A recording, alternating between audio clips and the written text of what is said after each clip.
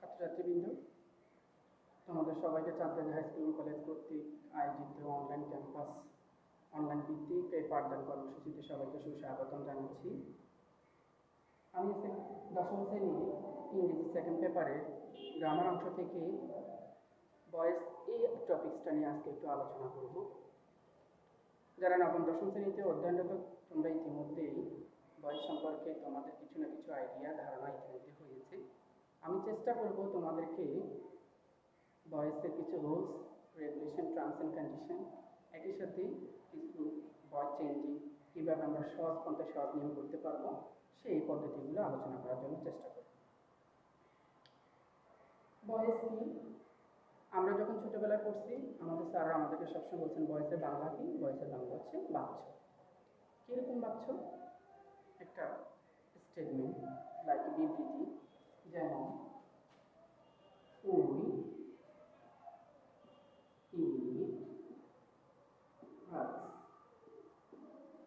এটা একটা সেন্টেন্স, একটা ইংরেজি সেন্টেন্স, এটা একটা বাচ্চ, এটা একটা ভয়েস।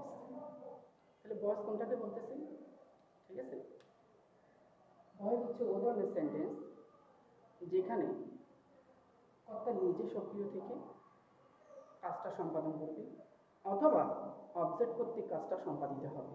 অর্থাৎ যদি আমরা ভয়েসকে বলি যে ভয়েসের যে ডেফিনিশনটা, যে সংজ্ঞাটা, সেটা যদি আমরা পূর্ণ আলোচনা করি, দেখা যাবে যে একটা ইংরেজি বাক্যের যে গঠন সেটা আমরা জানি যে subject plus verb plus object. ওই ইট রাইস, এখানে উইটা হলো সাবজেক্ট, এটাকে বাংলা বলা কর্তা, কর্তা নিজে সক্রিয়, হ্যাঁ, উনি কাজটা করেছেন, ওই এই সাবজেক্টটা কাজটা করেছেন, সুতরাং এটা একটা অ্যাক্টিভ ভয়েস। তাহলে সংজ্ঞাতে আসতে পারে যে ভয়েস কত প্রকার। আমরা জানি ভয়েস দুই প্রকার, হচ্ছে অ্যাক্টিভ ভয়েস আর হচ্ছে প্যাসিভ ভয়েস। আমাদের পরীক্ষাগুলোতে সাধারণত আমরা দেখি যে অ্যাক্টিভ ভয়েসকে আমরা প্যাসিভ ভয়েসে রূপান্তর করি, এর ব্যতিক্রমও হয়, প্যাসিভকে আবার আমরা অ্যাক্টিভও কনভার্টেড করি, চেঞ্জিং করি। তাহলে অ্যাক্টিভ ভয়েস কোনটাকে বলতেছি? যেখানে কর্তা নিজে সক্রিয় থাকে। প্রশ্ন আসতে পারে, স্যার কর্তা কি? কর্তা মানে সাবজেক্ট। একটা ইংরেজি বাক্যের গঠন করা গেলে subject plus verb plus subject, এই তিনটে অংশ ছাড়া একটা বাক্য কমপ্লিট হবে না, একটা সেন্টেন্স কমপ্লিট হবে না। সেই সেন্টেন্সের প্রথমে যে শুরুতে যেটা থাকে সেটাই হচ্ছে কি? এখানে সাবজেক্ট। তাহলে এখানে উঠে হচ্ছে কি? সাবজেক্ট। তাহলে যে সেন্টেন্সে সাবজেক্ট কর্তা নিজে সক্রিয় থেকে, ঠিক আছে, কাজটা সম্পাদিত হয়, সেটাকে বলা হচ্ছে অ্যাক্টিভ ভয়েস। এটাকে সাধারণত আমরা প্যাসিভ ভয়েসে রূপান্তর করি। তাহলে প্রশ্ন আসতে পারে, প্যাসিভ ভয়েস কোনটি? প্যাসিভ ভয়েস কাকে? যে সেন্টেন্সে অবজেক্ট কর্তৃক সাবজেক্টের কাজটা সম্পাদিত, অর্থাৎ সাবজেক্টের কাজটা অবজেক্টের উপরে সমাপিত হয়, তার উপরে অর্পিত হয়, অবজেক্টের উপরে দায়িত্বটা অর্পিত হয় এবং অবজেক্ট কর্তৃক কাজটা সম্পাদিত হয়, যেখানে সাবজেক্ট নিজে নিষ্ক্রিয় থাকবে কিন্তু অবজেক্ট কর্তৃক কাজটাকে সম্পাদন করা হবে, সেটাকে বলা হচ্ছে প্যাসিভ ভয়েস। আমরা যখন 6-7 ক্লাস করছি তখন আমাদের স্যার শুরুতে এই সেন্টেন্সটা লিখতো যে উই ইট রাইস। আমিও গতানুগতিক ওনাদের সে পদ্ধতিটাকে অনুসরণ করলাম। উই ইট রাইস, এখানে উইটা সাবজেক্ট, ইট খাওয়া, এটা কাজ, বার প্রিন্সিপাল, রাইস ইট হলো অবজেক্ট। এটা একটা অ্যাক্টিভ ভয়েস, কারণ এখানে সাবজেক্ট উই নিজে সক্রিয়, সে নিজে করতে কাজটা করা হচ্ছে।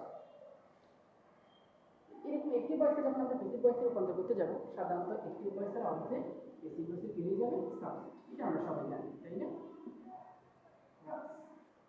এই অবজেক্ট যখন সাবজেক্ট হবে, এরপর এখানে একটা অক্সিলিয়ারি ভার্ব বা টু বি ভার্বের আবির্ভাব ঘটবে।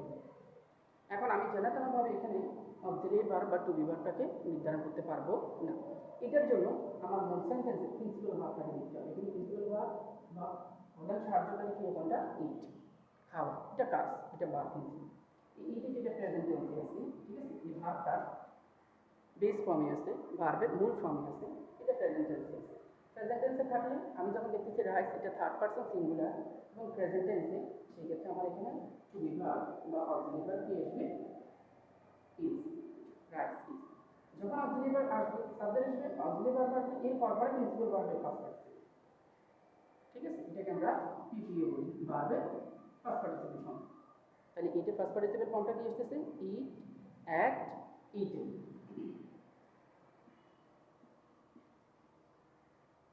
তারপরে এখানে বাংলা সূত্রে কি আসবে? বা সূত্র থেকে এদিকে যেটা সাবজেক্ট, অর্থাৎ অ্যাক্টিভ ভয়েসের যেটা সাবজেক্ট, প্যাসিভ ভয়েসের সেটা হয়ে যাবে অবজেক্ট। তাহলে অ্যাক্টিভ ভয়েসের সাবজেক্ট আছে কি উ, তার অবজেক্ট হচ্ছে কি আস। মূলত এই পদ্ধতিতে আমরা অ্যাক্টিভ ভয়েসকে প্যাসিভ ভয়েসে কি করে থাকি, রূপান্তর করে থাকি। প্রিয় শিক্ষার্থীরা, আমি এই সেন্টেন্সটাকে আবার একটু রিপিট করতেছি তোমাদের বোঝার সুবিধার্থে। দেখো, উই ইট রাইস, এটা একটা ইংরেজি বাক্য, এটা একটা বাক্য, এটা একটা ভয়েস, এটা অ্যাক্টিভ ভয়েস। কেন অ্যাক্টিভ ভয়েস? এখানে সাবজেক্ট কর্তা নিজে সক্রিয়। উই ইট রাইস, আমরা ভাত খাই, এখানে আমাদের দ্বারা কাজটা হয়ে গেছে, ঠিক আছে, আমরা কাজটা করছি, উই নিজে কাজটা করছেন, সুতরাং এটা অ্যাক্টিভ ভয়েস। এই অ্যাক্টিভ ভয়েসকে যখন আমরা প্যাসিভ ভয়েসে রূপান্তর করতে যাব, সেক্ষেত্রে আমরা সাধারণত অ্যাক্টিভ ভয়েসের অবজেক্টকে প্যাসিভ ভয়েসে কী করবো, সাবজেক্ট করবো। এটা আমরা কম বেশি সবাই জানি। এখানে রাইস এটা ছিল অবজেক্ট, তার সাবজেক্ট কি রাইসে, ঠিক আছে, যেহেতু এটা একটা প্রপার নাম, সুতরাং তার সাবজেক্ট যা অবজেক্ট অর্থাৎ অবজেক্ট যা সাবজেক্ট অর্থাৎ। যখন অবজেক্টের সাবজেক্ট নিতে এসেছি, এই পরপর এখানে একটা টু বি ভার্ব বা অক্সিলিয়ারি ভার্ব বা হেল্পিং ভার্ব যাই বলি না কেন, একটা সাহায্যকারী ভার্বের কী হবে, আবির্ভাব ঘটবে। তো এটা আমি নিজ থেকে মন গড়াভাবে প্রয়োগ করতে পারবো না। এখানে টু বি ভার্বটা অক্সিলিয়ারি ভার্বটাকে নির্ধারণ করার জন্য আমাদের যে সেন্টেন্সটা করতে দেওয়া হয়েছিল, সেই মূল সেন্টেন্সটার মূল ভার্ব বা প্রিন্সিপাল ভার্বকে দেখতে হবে, যেটা কোন ফর্মে আছে। এটা কি প্রেজেন্ট ফর্মে আছে, না ফার্স্ট ফর্মে আছে, না ফার্স্ট পার্টিসিপল ফর্মে আছে। আমি দেখতেছি এটা প্রেজেন্ট ফর্মে আছে। যেহেতু সেন্টেন্সটা প্রেজেন্ট টেন্সে এবং আমি যে প্যাসিভ ভয়েস করছি তার সাবজেক্ট রাইট, এটা third person singular. Subject singular হলে প্রেজেন্ট টেন্সে সাধারণত তার সাথে কি আসে, অক্সিলিয়ারি ভার্ব ইজ। যখন অক্সিলিয়ারি ভার্ব ইজ চলে আসবে, টু বি ভার্ব ইজ চলে আসবে, তখন মূল ভার্বের ফার্স্ট পার্টিসিপল ফর্ম বসবে, ঠিক আছে। তাহলে ইজের ফার্স্ট পার্টিসিপল কি বসছে, ইটে। এরপর যেহেতু আমার এখানে কোনো অতিরিক্ত অংশ এক্সটেনশন নেই, সেহেতু আমাদের সরাসরি কনজাংশন হিসেবে কি বসাইতে হবে, ভার্ব। এদিকে উই ছিল সাবজেক্ট, তার অবজেক্ট কি চলে আসছে, আশা করি তোমরা এই সেন্টেন্সটা বুঝতে পারছো। যাই হোক, আমি এরপরে পরবর্তী অংশটাতে যাব। সেটা হচ্ছে কি, স্যার আমাদেরকে তো সাবজেক্ট এবং অবজেক্টগুলো জানতে হবে, তাহলে আমি সাবজেক্টগুলোকে কীভাবে অবজেক্টে রূপান্তর করবো সেই অংশটা আমাকে জানতে হবে। যাই হোক, আমরা একটু বোর্ডের দিকে লক্ষ্য করি। মনে করো এটা অ্যাক্টিভ ভয়েস, এটা প্যাসিভ ভয়েস, ঠিক আছে। অ্যাক্টিভ ভয়েসের সাবজেক্ট যদি আই থাকে, প্যাসিভ ভয়েসের অবজেক্ট কি হয়ে যাবে, মি, তাই না? এরপরে দেখো, সাবজেক্ট যদি কি থাকে, অবজেক্ট কি হবে, হি। একটি ভয়েসের সাবজেক্ট যদি সি থাকে, অবজেক্ট কি হয়ে যাবে, হ্যাঁ, তাই না? একটি ভয়েসের সাবজেক্ট যদি দে থাকে, তাহলে অবজেক্ট কি হবে, তাই না? একটি ভয়েসের সাবজেক্ট যদি উই থাকে, প্যাসিভ ভয়েসে তার অবজেক্ট কি হয়ে যাবে, ঠিক আছে, উই থাকে, তাহলে প্যাসিভ ভয়েসে তার অবজেক্ট হয়ে যাবে আস। সাবজেক্ট যদি ইট থাকে, প্যাসিভ ভয়েসে তার অবজেক্ট কি হবে, ইট হবে, যেহেতু এটা ইনঅ্যানিমেট অবজেক্ট। সাবজেক্ট যদি উই থাকে, তাহলে তার অবজেক্ট কি হবে, তার অবজেক্ট হবে উই, অর্থাৎ প্রপার নাউন যেটা সেটা চেঞ্জ হবে না। এখানে আমাদের আরেকটা রয়ে গেছে, সেটা হলো কি, সেকেন্ড পারসন। সাবজেক্ট যদি ই থাকে, তার অবজেক্ট ই হয়ে যাবে, ঠিক আছে। তাহলে আমি এই চারটা আরেকবার আলোচনা করতেছি তোমাদের সুবিধার্থে। অ্যাক্টিভ ভয়েসের সাবজেক্ট যদি আই থাকে, প্যাসিভ ভয়েসে তার অবজেক্ট হবে কি, মি। সাবজেক্ট যদি হি থাকে, প্যাসিভ ভয়েসে তার অবজেক্ট হবে হি। সি থাকলে হা, দে থাকলে দেয়ার, উই থাকলে আস, ইট থাকলে ইট। কোনো নাম থাকলে, প্রপার নাম থাকলে ওইটাই, অর্থাৎ যে কোনো নেম থাকলে সেই নেমটাই অপরিবর্তিত অবস্থায় বসে যাবে, এবং সেকেন্ড পার্সন ইউ থাকলে তার অবজেক্ট কী হবে, ইউ হবে, ঠিক আছে।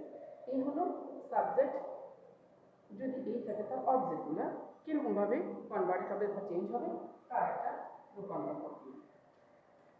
যাই হোক, আমরা এরপরে দেখব যে স্যার, যেহেতু আপনি টু বিভাগের কথা বলছেন, সাধারণত অ্যাক্টিভ ভয়েসের পরে যেটাকে আমরা প্যাসিভ ভয়েসে রূপান্তর করবো, সেই প্যাসিভ ভয়েস একটা অক্সিলিয়ারি ভার্ব বা টু বি ভার্বের আবির্ভাব করবে, সেটা আমি কিভাবে নির্ধারণ করব। আমরা এদিকে একটু লক্ষ্য করি। প্রেজেন্ট টেন্সের ক্ষেত্রে, প্রিয় শিক্ষার্থীরা তোমরা একটু লক্ষ্য করো, প্রেজেন্ট টেন্সের ক্ষেত্রে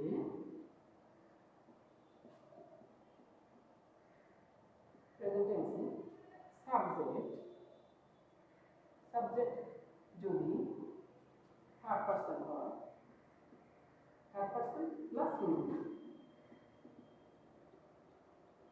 তাহলে হয় এম আসবে সিঙ্গুলার কি আসবে হয় এম অথবা is.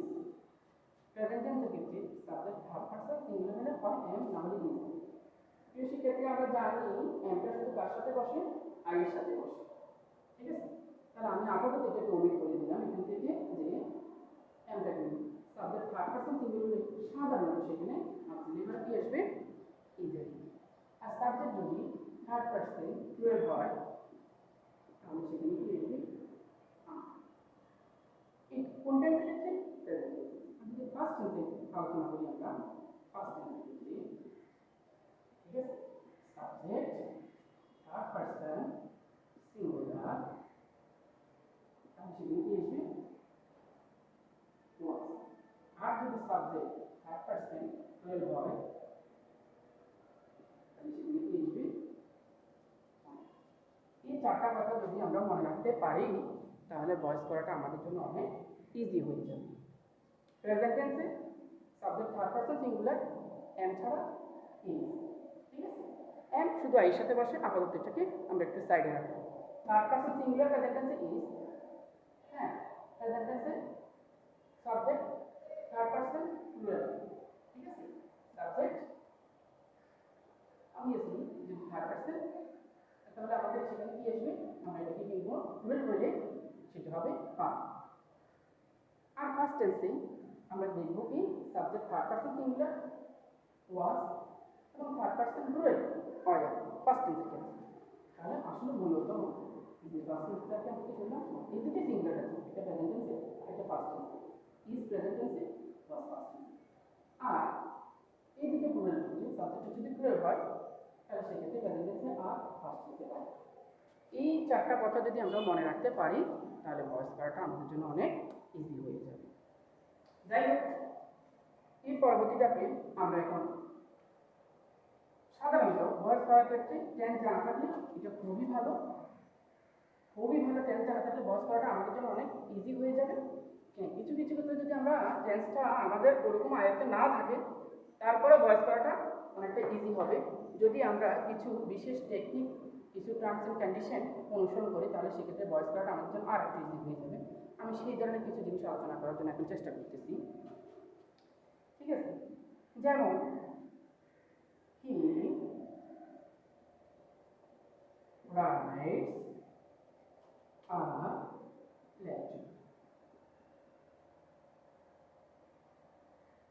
He writes a letter এটা প্রেজেন্ট ইনডিফিনিট টেন্স, তাই না? হি wrote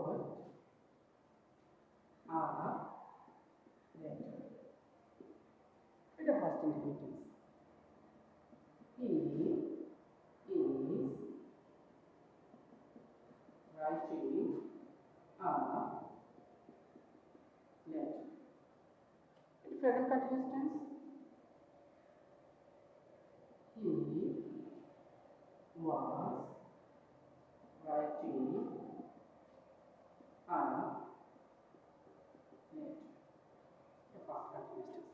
তাহলে আমি এখানে চারটা সেন্টেন্স লিখলাম, present indefinite, first indefinite, present continuous, past continuous, ঠিক আছে? এই চারটা সেন্টেন্স এখানে আমি যদি সাবজেক্ট আমি হি রাখছি, একই ধরনের সেন্টেন্স ব্যবহার করছি প্রিয় শিক্ষার্থীরা তোমাদের বোঝার সুবিধার্থে,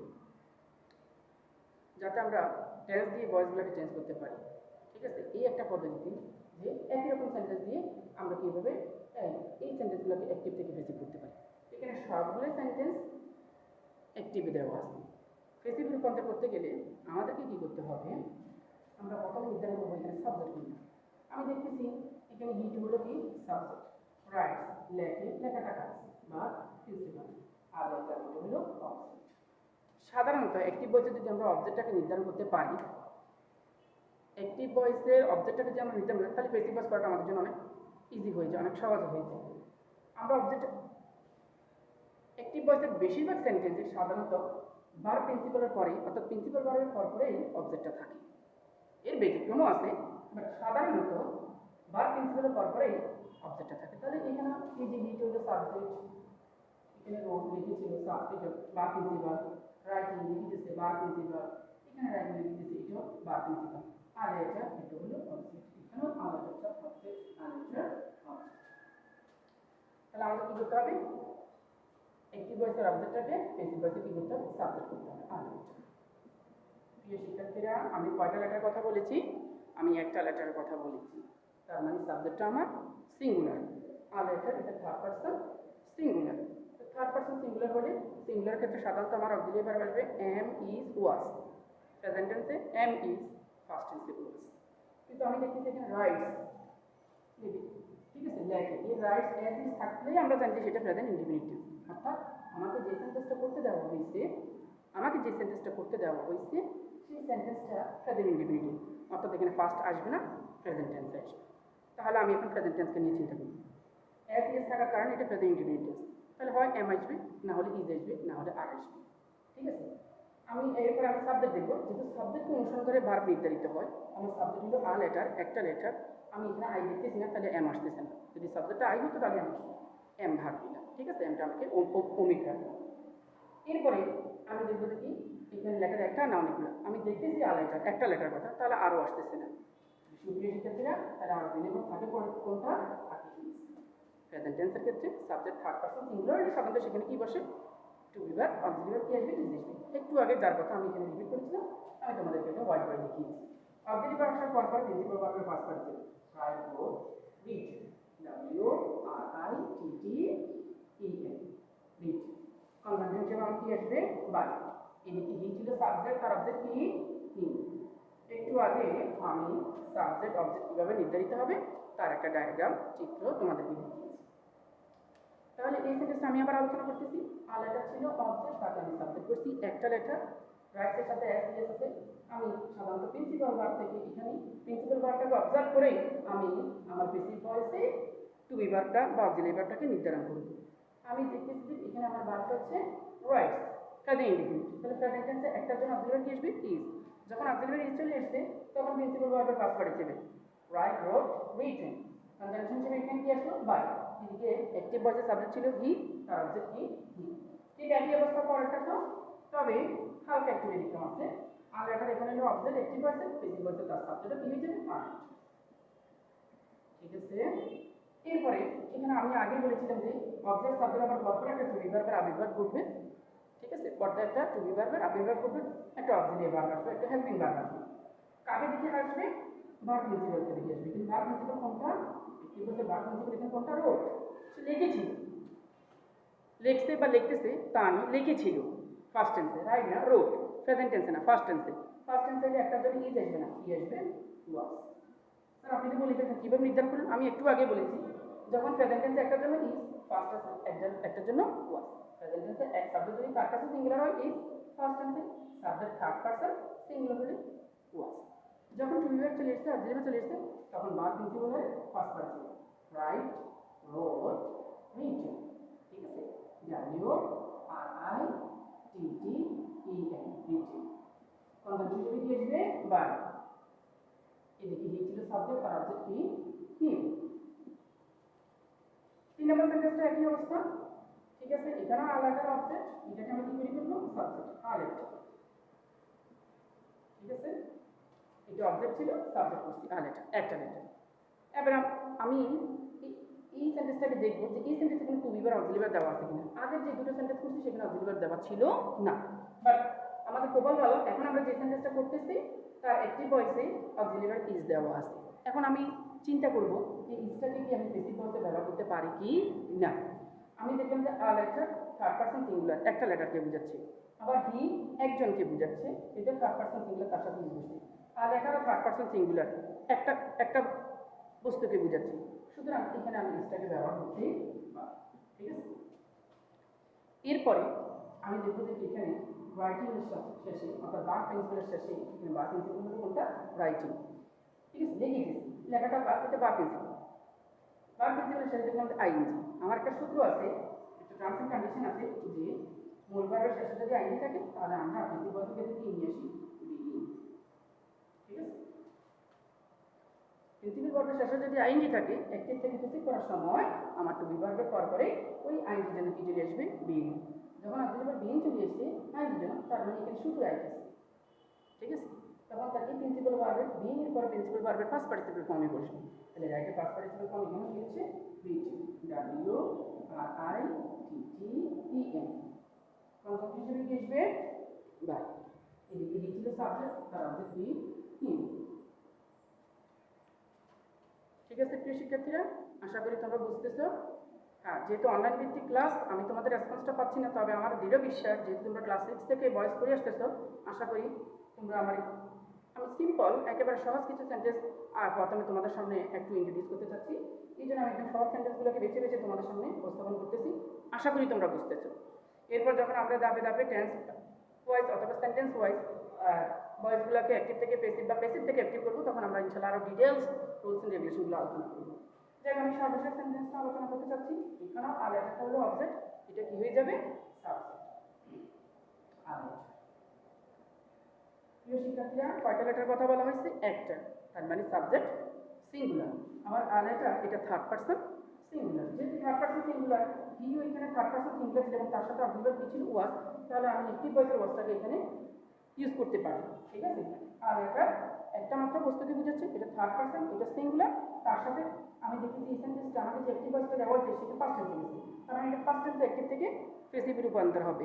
ঠিক আছে, সেক্ষেত্রে আমি ওয়াজটা ব্যবহার করতে পারি।